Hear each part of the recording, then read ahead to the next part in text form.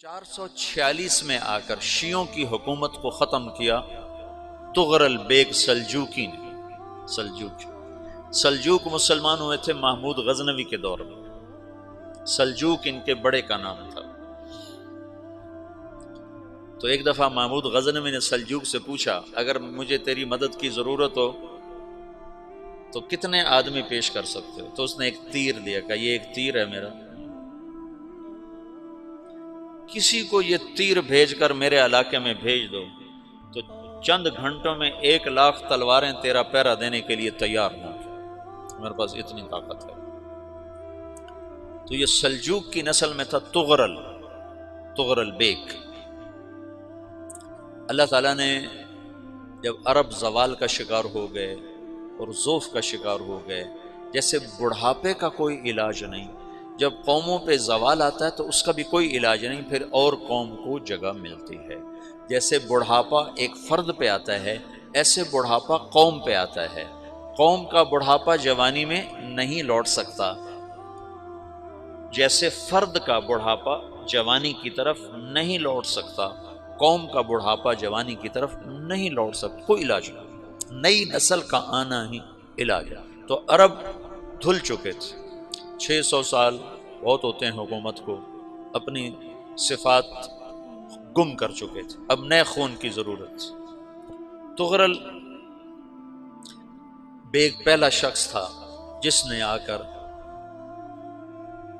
اہل سنت والجماعت کو استحکام بخشا، شیعوں کی حکومت کو ختم کیا، بغداد سے، شام سے، ان سارے علاقوں سے۔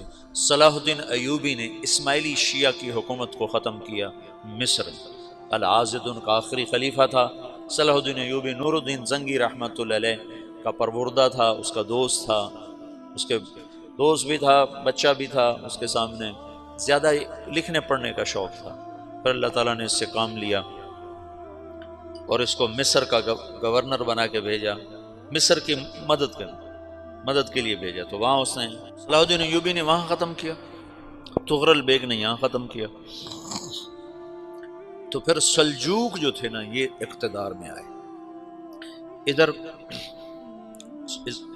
ختم ہو گئی سلطنت بنو عباس کی، مصر ایک چھوٹی سی ترکوں کی سلطنت۔ تو اللہ تعالیٰ پھر مرکزیت کے لیے ایک نظام چلایا، دو لشکر آپس میں لڑ رہے ہیں ایک میدان میں، ایک جنگلی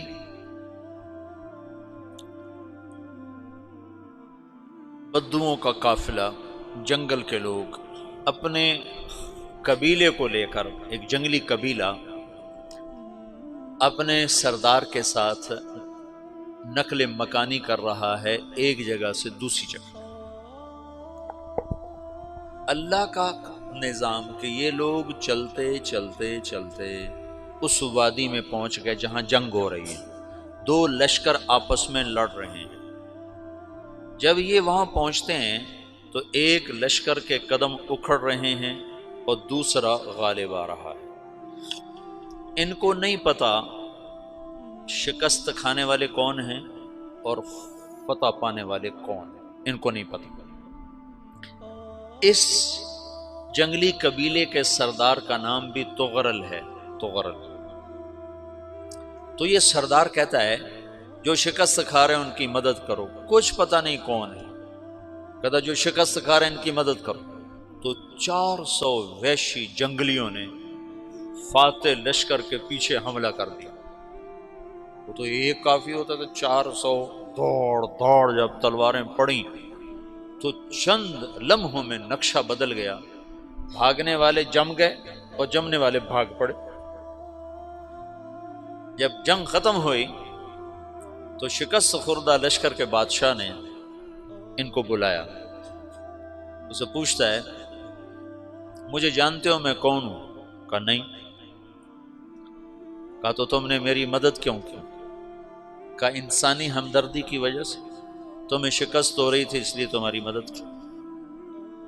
پھر اس نے اپنا تعارف کرایا، میں ہوں سلیمان سلجوکی، ترکی کا بادشاہ۔ مسلمانوں کا لشکر تھا اور تاتاریوں سے شکست کھا رہا تھا، تاتاری فتح پا رہے تھے، مسلمان شکست کھا رہے تھے۔ تو وہ اللہ کی غیبی مدد بن کر آئے، تو وہ اس سے کہتا ہے میرے ساتھ رہنا پسند کرو گے؟ تم نے میرے اوپر احسان کیا ہے، میں اس کا بدلہ دینا چاہتا ہوں، میرے ساتھ رہنا پسند کرو گے؟ کہنے لگا کر لوں گا۔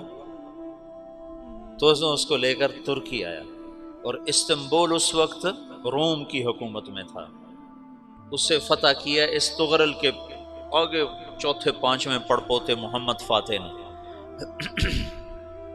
تو یہ استنبول ہے، یہ ترکی ہے، بیچ میں ایک چھوٹا سمندر ہے، یہاں ایک جاگیر ہے۔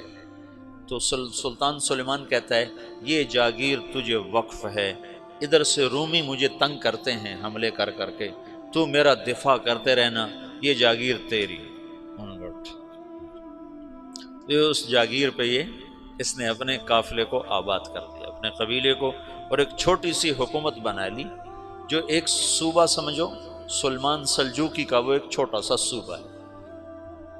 وہاں جب یہ رہ پڑا تو پھر یہ ایک شیخ کے بیعت ہوتا ہے، وہاں شیخ طریقہ میں ان کے یہ بیعت ہونے جاتا ہے، وہ اس کو رات اپنے پاس ٹھہراتا ہے، تو ایک کمرے میں ان کو ان کا خادم ٹھہراتا ہے۔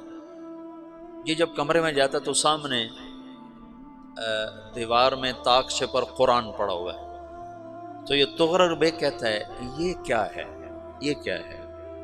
تو وہ خادم کہتا ہے یہ کتاب اللہ ہے، قرآن ہے۔ اچھا، وہ اس کو وہاں چھوڑ کے باہر چلا جاتا ہے۔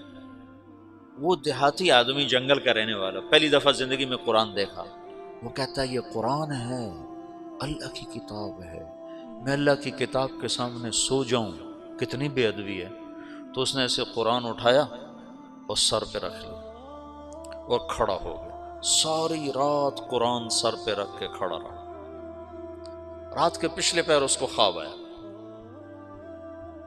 کھڑے کھڑے اس نے دیکھا کہ اس کی پشت سے ایک چاند نکلا اور شیخ کی بیٹی کے سینے میں جا کے اتر گیا، پھر اس لڑکی کے سینے سے ایک درخت نکلا جو پھیلتے پھیلتے پھیلتے 3 بر اعظم پہ چھا گیا، افریقہ پر، یورپ پر، ایشیا پر۔ پھر اس کی آنکھ کھل گئی، وہ کھڑا ہوا ہے، تو اس نے صبح یہ خواب اپنے شیخ کو سنایا، تو انہوں نے اپنی بیٹی اس کے نکاح میں دے دی۔